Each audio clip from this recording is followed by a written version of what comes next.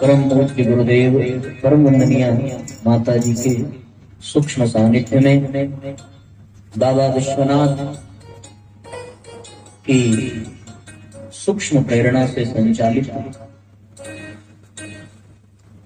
यह दीप यज्ञ का दीपदान का पावन कार्यक्रम यहाँ उपस्थित सभी शक्ति स्वरूपा माताओं बहनों, देवतुल्य भाइयों एवं हमारे आत्मीय बंधुओं,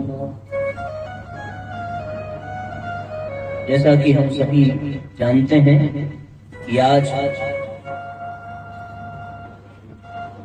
स्वर्गीय गोपाल सिंह जी की प्रथम पुण्यतिथि पर अपनी श्रद्धांजलि व्यक्त करने के लिए हम सभी एकत्रित हुए हैं और उसी के निमित्त इस कार्यक्रम का आयोजन किया गया है। क्योंकि श्रद्धांजलि का कार्यक्रम है तो श्रद्धांजलि में ही श्रद्धा छुपी होती है। इस मनुष्य समुदाय में सबको जोड़ करके रखने का कार्य यदि किसी एक तत्व में है तो वो तत्व श्रद्धा ही कहलाती है। श्रद्धा ही एक ऐसा बंधन है जो लोगों को बांध करके रखती है। यदि आपस में श्रद्धा समाप्त हो जाए, विश्वास समाप्त हो जाए तो पिता पुत्र को नहीं पहचानेगा और फिर पुत्र अपने पिता को भी अपना वंशज बनाने से मना कर देगा। एक भाव होता है जिसके कारण व्यक्ति एक दूसरे से जुड़ा होता है। आध्यात्मिक भाषा में उसी भाव को श्रद्धा कहते हैं। यदि श्रद्धा को परिभाषित किया जाए तो श्रेष्ठता के प्रति कृतज्ञता के भाव को ही श्रद्धा कहते हैं। जहां से हमें कुछ प्राप्त होता है, जहां से कुछ लाभ मिलता है, उस लाभ के प्रत्युत्तर में हम जो भाव व्यक्त करते हैं उस भाव को ही श्रद्धा कहते हैं। यदि ये श्रद्धा का भाव समाप्त हो जाए तो मैं समझता हूं कि फिर भारतीय संस्कृति का आधार ही नष्ट हो जाएगा। पूरी की पूरी भारतीय संस्कृति किसी एक तत्व पर टिकी हुई है। यदि गुरु और शिष्य का संबंध है तो वो श्रद्धा के कारण है। यदि पिता और पुत्र का संबंध है तो वो श्रद्धा और विश्वास के कारण है।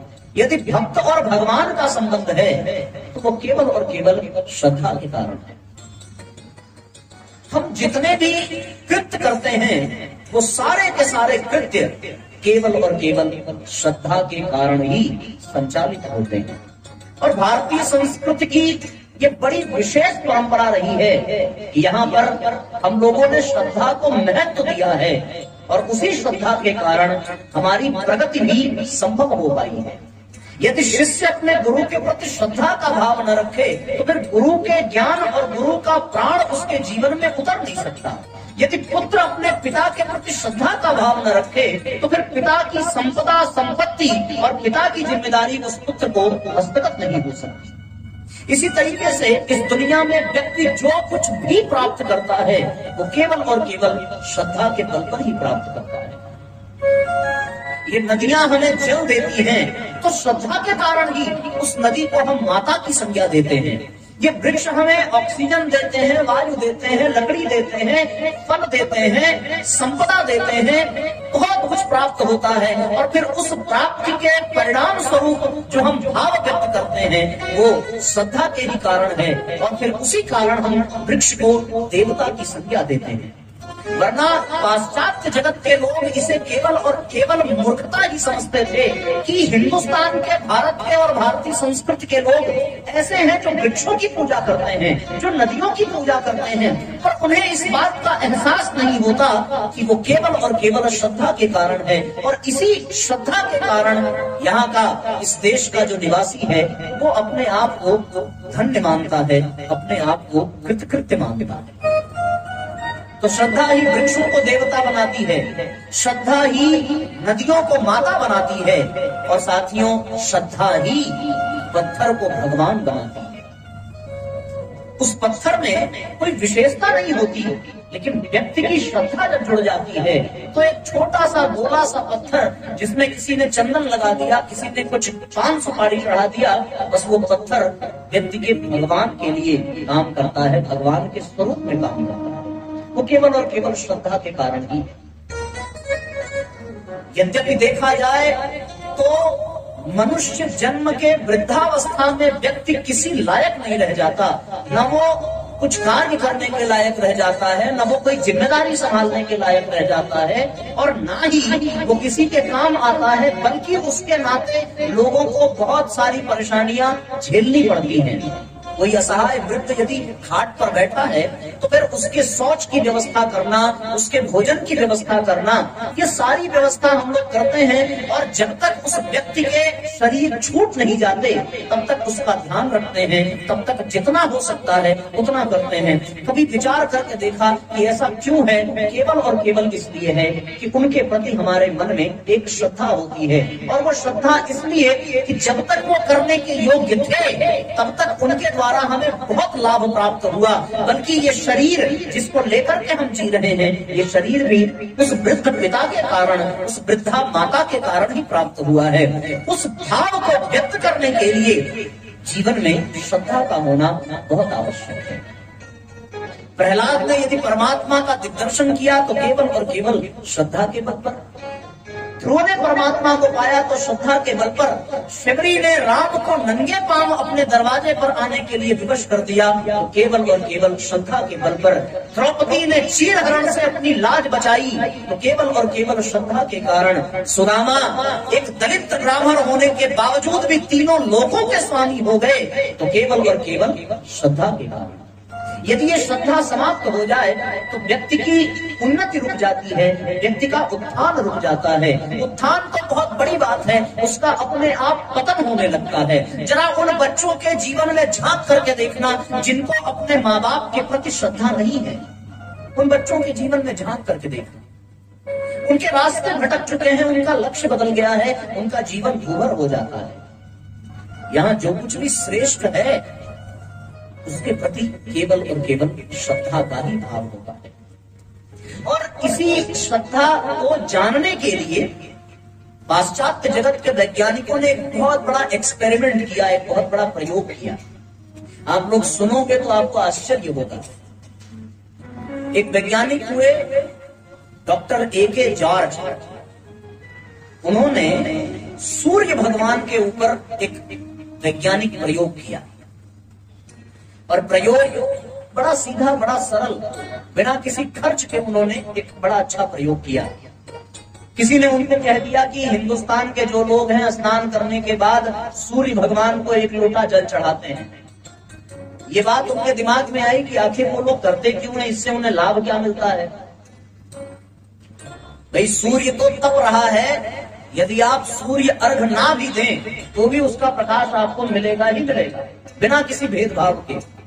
तो भी उसके द्वारा जो हमारे शरीर में विटामिन डी पैदा होता है वो मिलना तय है।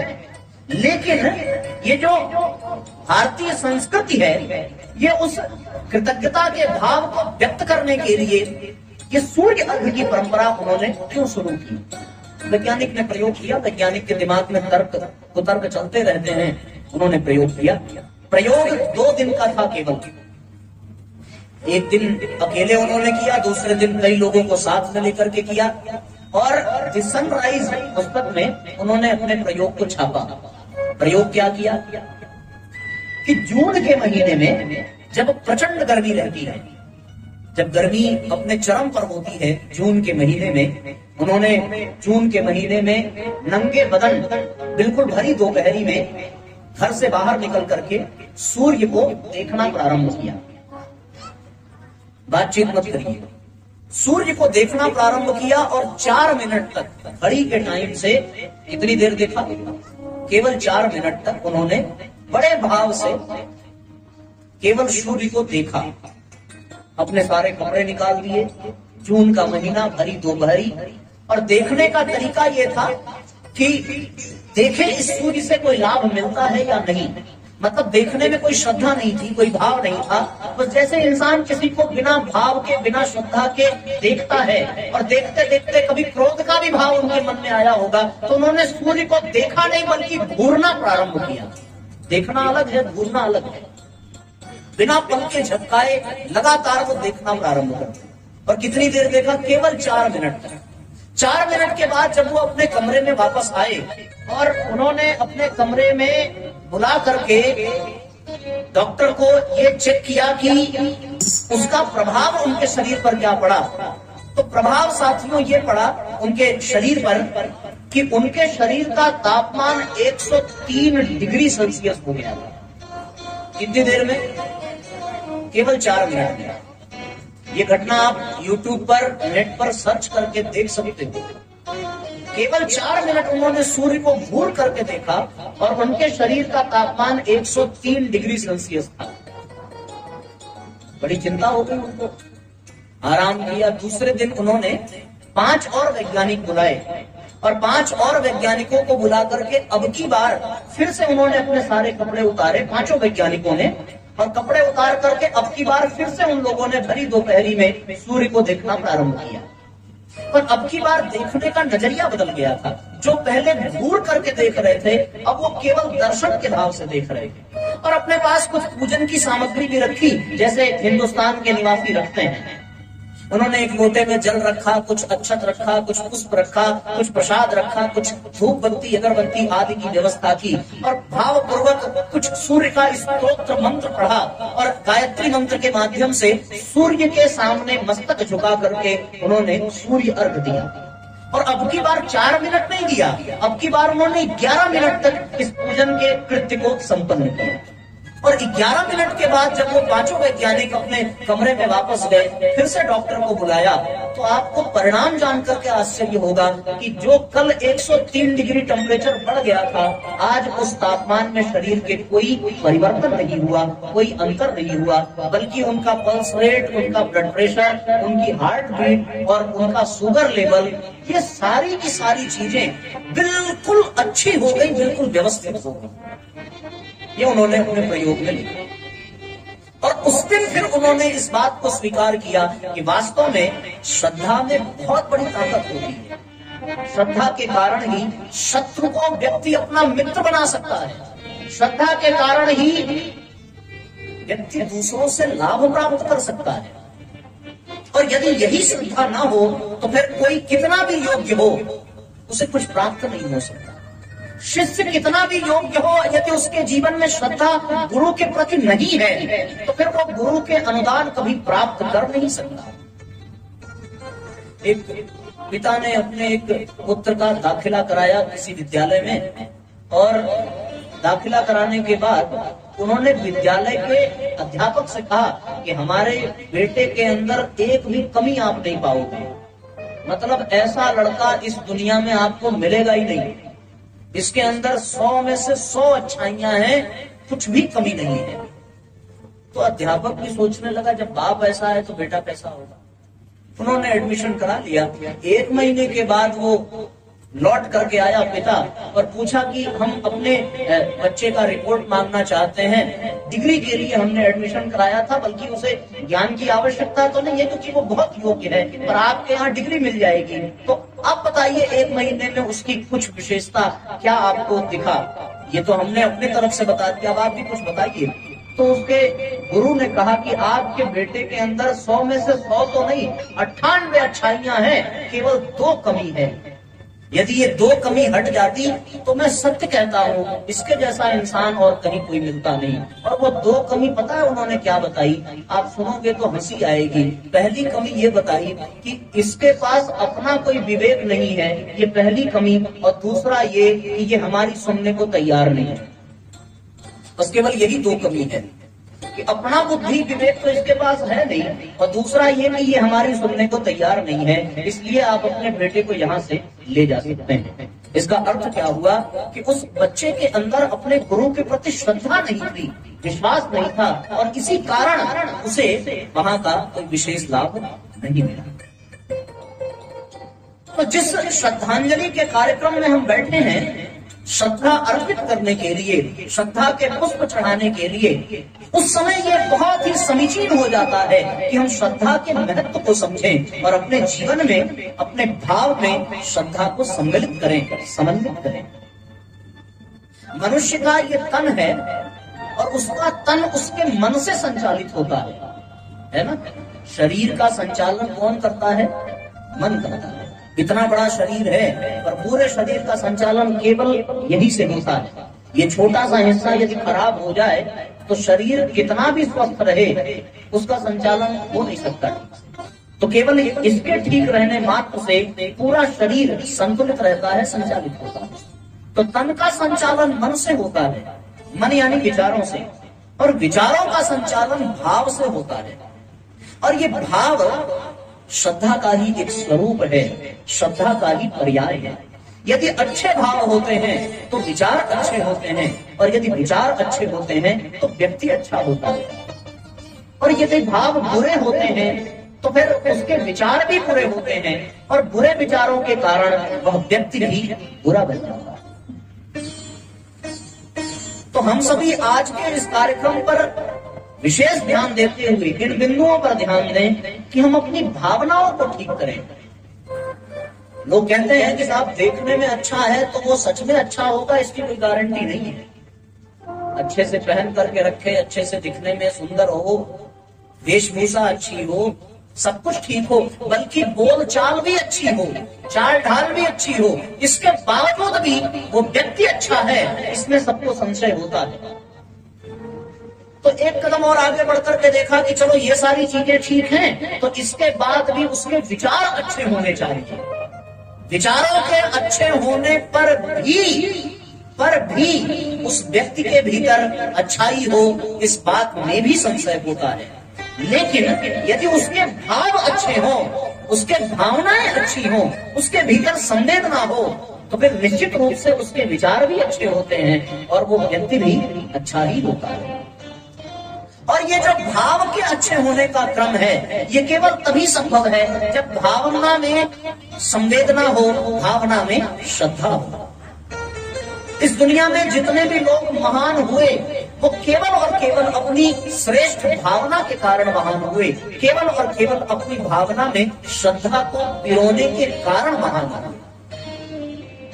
और साथियों, जब यही श्रद्धा गुरु से जुड़ती है तो समर्पण बन जाती है, यही श्रद्धा भगवान से जुड़ती है तो भक्ति बन जाती है, यही श्रद्धा पति से जुड़ती है तो प्रेम बन जाती है, यही श्रद्धा पुत्र से जुड़ती है तो वात्सल्य बन जाती है, और यही श्रद्धा किसी जीव से जुड़ जाए तो संवेदना के स्रोत रूप पड़ते हैं, और यही श्रद्धा जब किसी वृक्ष से जुड़ जाए तो वृक्ष देवता बन जाता है, यही श्रद्धा किसी नदी से जुड़ जाए तो वो नदी हमारे लिए माता बन जाती है, यही श्रद्धा किसी पशु से जुड़ जाए तो फिर वो गाय हमारे लिए माता बन जाती है। और यदि जीवन में ये श्रद्धा न हो तो फिर ये संसार वीराना होता है, इस संसार में कोई भी सार मिलता नहीं है।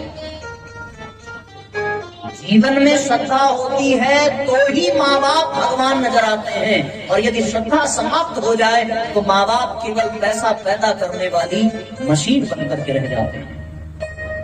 यदि श्रद्धा है तो फिर ये धरती माता है, और यदि श्रद्धा नहीं है तो अर्थ इज अ प्लेनेट, इससे ज्यादा कुछ नहीं है। ये धरती केवल ग्रह बन जाती है और कुछ नहीं। तो फिर श्रद्धा के कारण ही ये धरती हमारे लिए माता है, श्रद्धा के कारण ही, श्रद्धा न हो तो फिर ये धरती ग्रह बन जाती है। इसलिए साथियों, जीवन में श्रद्धा का होना बहुत जरूरी है, और श्रद्धा के साथ ही व्यक्ति के जीवन में भक्ति आती है, व्यक्ति के जीवन में परमात्मा आता है। जिनके प्रति हम लोग श्रद्धांजलि अर्पित करने के लिए यहाँ पर एकत्रित हुए हैं, चाहे प्रत्यक्ष चाहे परोक्ष, हम सभी को कुछ न कुछ, कभी न कभी कोई न कोई लाभ तो अवश्य मिला होगा, और कुछ भी न मिला हो तो भी उनकी नजरों में एक सम्मान की दृष्टि अवश्य पाई होगी हम लोगों ने, और यदि ये भी न पाया हो तो भी एक मुस्कुराहट जरूर मिली होगी। आज उसी के कारण हम सब लोग यहाँ पर एकत्रित हैं और अपनी श्रद्धांजलि व्यक्त कर रहे हैं। इनके बच्चों को लाभ मिला होगा, इनकी पत्नी को लाभ मिला होगा, परिवार को लाभ मिला होगा, तो ही आज प्रथम पुण्यतिथि पर लोगों ने इस तरह का आयोजन किया है कि वो जिस लोक में हो, जिस योनि में हो, जिस स्थिति में हो, यहाँ दी जाने वाली आहुतियां उनके कल्याण के लिए हो, उनके उज्जवल भविष्य के लिए हो, उनके उद्धार के लिए हो, उनके आत्मिक विकास के लिए हो।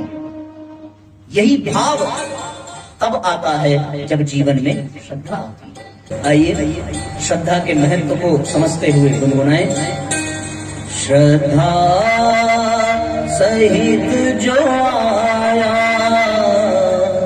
गुरुदेव की शरण में, श्रद्धा सहित जो आया गुरुदेव की शरण में, श्रद्धा सहित जो आया गुरुदेव